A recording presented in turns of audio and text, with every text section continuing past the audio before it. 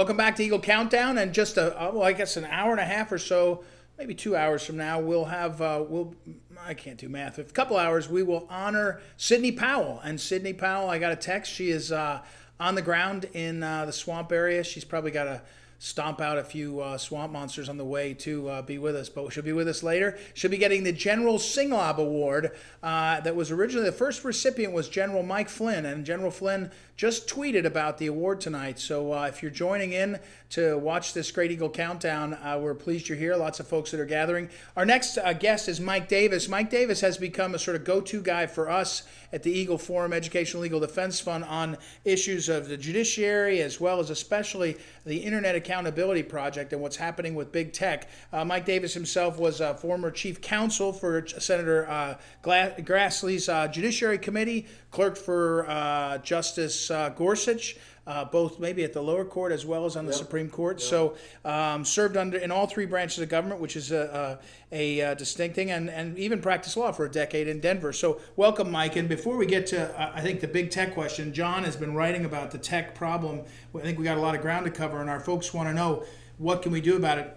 We set up this Eagle Countdown, Mike. We're talking about what are the promises kept by President Trump's administration. You know, a lot of talk, candidates run for office and all, but we're now 3.5 years in. I wrote a book about it called Top 100 Promises Kept. What's your favorite sort of promise kept of the Trump-Pence administration? What would you say that's the one I think is a favorite for me? By far, it's President Trump's transformation of the federal judiciary with Justice Gorsuch, Justice Kavanaugh, soon to be a third justice. We're going to change the John Roberts Court, the 5-4 John Roberts Court, to the 6-3 Clarence Thomas Court.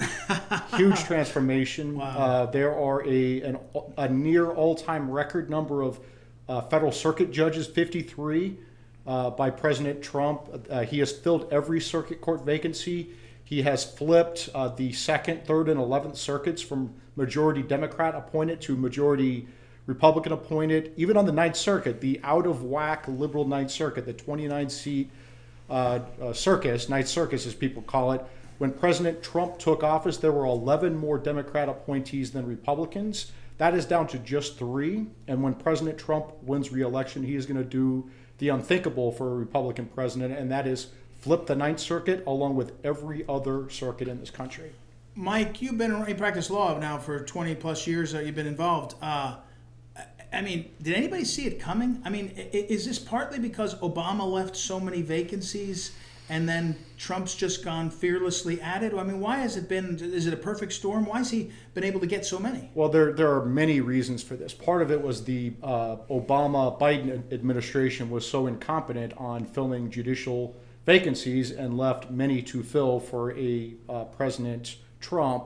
You also have Harry Reid to thank. He's the one who nuked the filibuster, the 60-vote threshold for lower court nominees in 2013, so he can stack the D.C. Circuit with Obama-appointed liberals, and that paved the way for the near all-time record success that President Trump has had. I just want to point out one thing. I run the Article 3 project, which is pro-President Trump judicial nominees, and we have a feature called judiciarytracker.com, and if you go on there and look, President Trump is number 2 right now for 45 judges for the pace of his appointments of Article 3 judges, and number 2 also for circuit judges.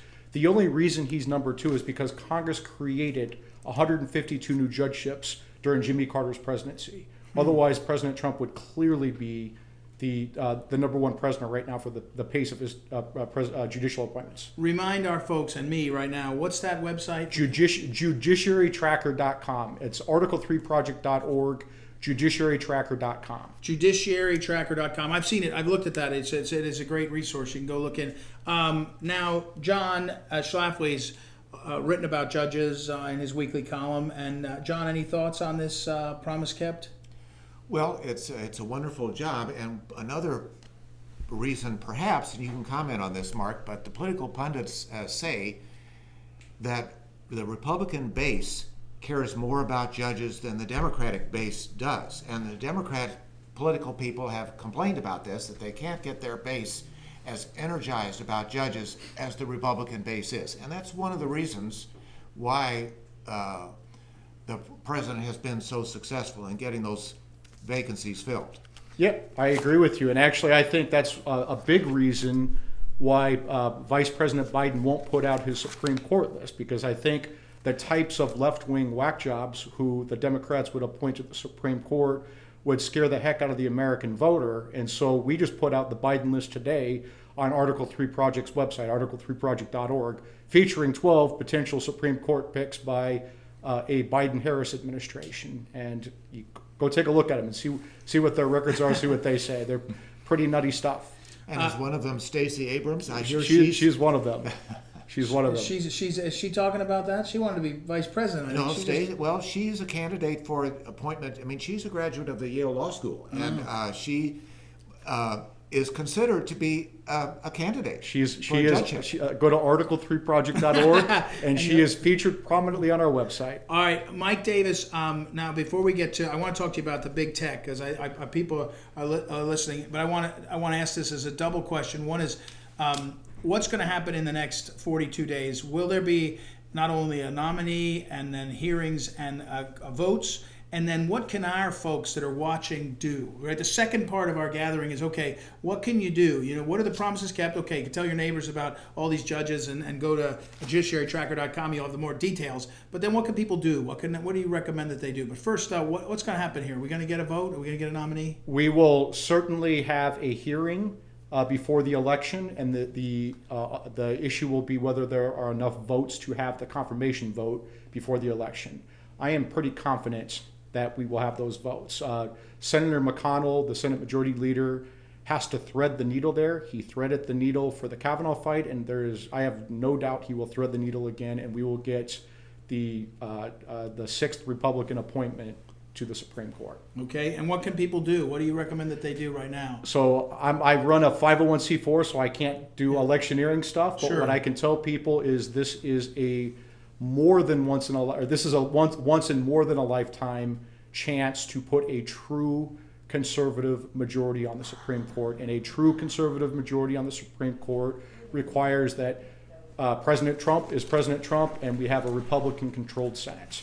And that is critically important. All these other issues are noise. This is the issue that unites and focuses the Republican Party, brings in independents, and brings in even right-thinking Democrats. We won in 2016 in big part over a Supreme Court fight. Republicans won in 2018, picked off 4 incumbents, Democrat incumbents over a Supreme Court fight. Republicans will win again this election over a Supreme Court fight. Mike Davis, one of the hats he wears is he's the head of the Internet Accountability Project, theiap.org. Mike, we heard from Senator Grassley. He uses Twitter prolifically. The president does. Conservatives know, you don't have to explain to them that the big tech is throttling us back at the very best. It's throttling us back at the worst, and more likely they're censoring conservatives. What are the possibilities to do with this? There is no consensus. There's not going to be, we might lose the election or lose half a dozen congressmen or a senator or two. You don't have to find ballots in Al Franken's car or his campaign manager's car. You can just have big tech or the postal service. We go to that. But what can we do about the big tech thing? And where's the consensus to stand up and do it? So I run both the Article 3 project, which fights for President Trump's judicial nominees, and the Internet Accountability Project, which fights big tech. What Republicans need to do is call their Republican members of the House and call their Republican members of the Senate and tell them 3 things. We cannot have antitrust amnesty in this country. We have antitrust laws that have been on the books for over 100 years. Sherman Section 2 has been on the books for 100 years. There is not a more clear-cut case of an antitrust of a monopolist using its monopoly power to hurt small businesses and hurt conservatives than Google. Amazon and Facebook are close seconds. We need to have our Justice Department's Antitrust Division and our FTC, the 2 federal law enforcement agencies that enforce our antitrust laws, do their jobs and enforce the laws that have been on the books for a century. We don't need new regulations. We don't need new laws. They need to enforce Section 2 of the Sherman Act. The other thing that we need to do is we need to upgrade Section 230 of the Communications Decency Act of 1996. Congress passed this liability shield for America Online and other internet service providers back in 1996 because they were afraid that publishers would wipe these America Online startups on the map. Fast forward 24 years, and these big tech babies have turned into big tech monopolists and bullies, and they are 24-year-olds that need to leave Uncle Sam's basement, right? We have been coddling them for too long.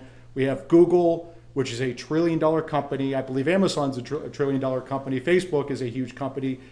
We don't need to give them Section 230 handouts anymore. We need to upgrade Section 230 to make sure we're not giving them handouts so they can use that immunity shield to target conservatives and small businesses. John? Mike, I like everything you say. Now, there are two objections that I hear from conservatives about why we can't do something about this problem that we face in the industry. One is that the price that consumers pay for these services is zero. And if you believe in consumer welfare, I mean, how can you get below zero in terms of the price?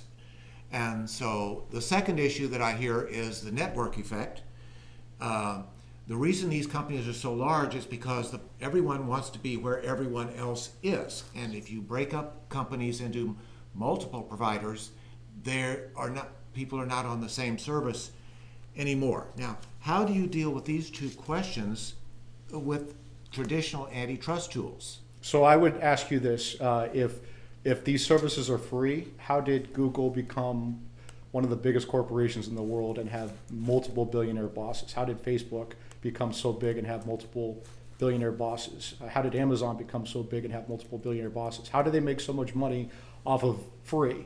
And the issue is it's not free. You may not be paying a monthly fee to be on Google or Amazon. Actually, you do pay for Amazon Prime, but to use Amazon or to use Facebook, but that's not how the market works. They are not selling you a service. They're selling you. They're gathering as much information as they can about you. They're tracking your location.